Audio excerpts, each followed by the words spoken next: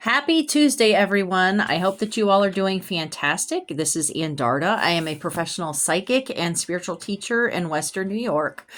I have a few announcements before I get to my video about intuition versus spirit guides. So the first thing is that I have my online ancestor workshop this Thursday from 7 to 8 p.m. Eastern Time. That's 11:06. It's $20 a person. So if you want to learn how to connect with your ancestors, sign up for this class. Okay. And my past life regressions are actually on sale throughout the month of November. So if you've always wanted to try a past life regression, they are on sale for my non-patrons at $125 for an hour. So you just need to get on my Calendly account to schedule that. And then I will be in Pittsburgh this weekend. That's why I'm doing my video a day early, because I'm preparing for my trip. I will be at the Three Rivers Psychic Fair. That is on Saturday the 8th and Sunday the 9th from 11 to 5. And so if you are in the Pittsburgh area, make sure to come down and see me. And then one final thing, I am still offering free 15-minute readings for any unemployed or furloughed federal workers. So if you are wanting to get just a little reading to just get some clarity on some things, just email me at psychicandarda@gmail.com to schedule. Okay, so intuition versus spirit guides. I feel that a lot of people sort of blur these two together, and I wanted to make a little bit of a clarification on the differences. So this is really looking at your crown chakra and your third eye chakra, okay? And people sort of blur them together a little bit. So your third eye chakra is, usually, associated between your two eyes. This is on your forehead here. And your crown chakra is associated with the top of your head. And your third eye is your own intuition. Okay, this is what gets us through our daily lives. This comes from our ancient survival techniques that are all the different psychic abilities in some capacity.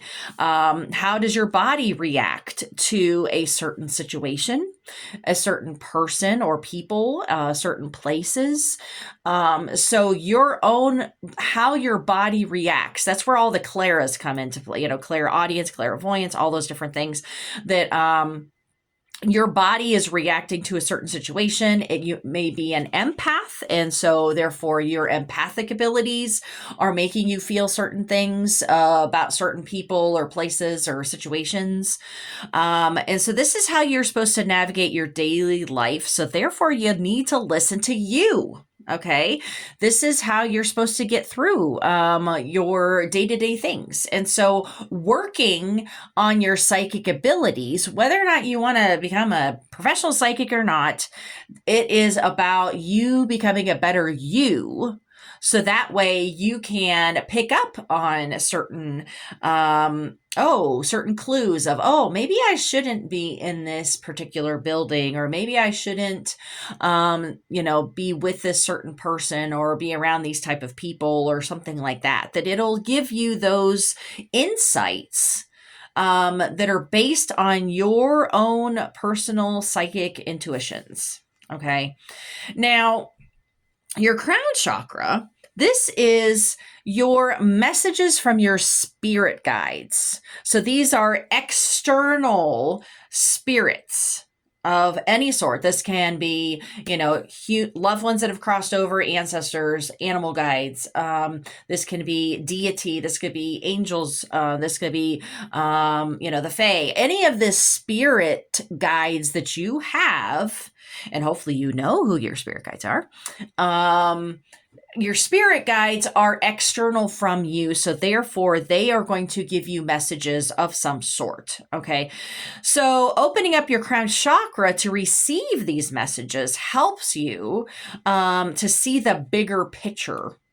This is the way to get out of your own head and your emotional connections to certain things, because, you may I'm feeling a certain thing, but I'm just going to ignore it because of my emotional connection, my feelings on a certain thing or a person or whatnot, that you ignore your own intuition, that maybe your spirit guides are going to come in and try to, knock you on the head with a spiritual 2x4 of some sort, saying, hey, knock it off, get away from here, do this, do that, this is really bad for you.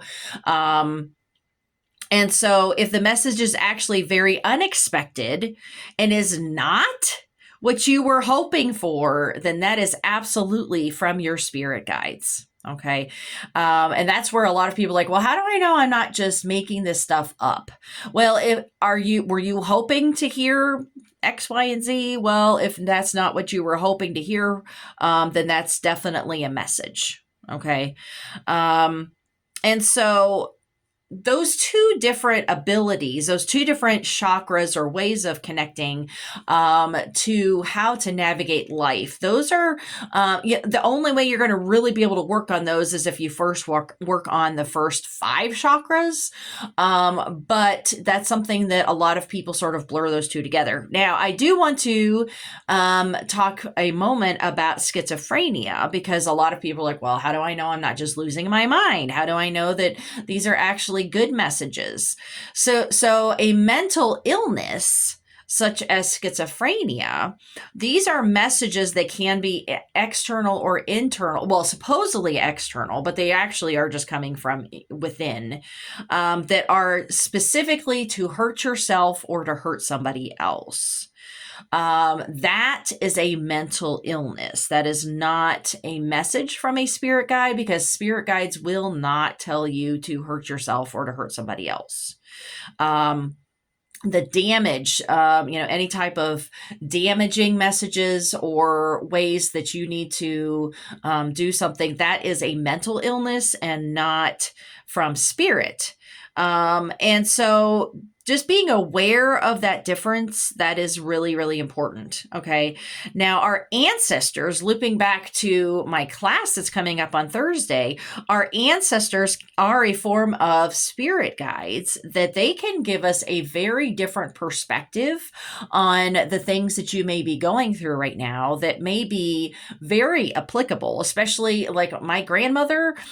She definitely is one of my spirit guides, and she was born during the Depression. And so therefore she has a very different perspective on ways of being and living and, that type of thing that is not so much now, but it may very much be applicable today with the different challenges that we're experiencing right now with our economy and workforce and things like that.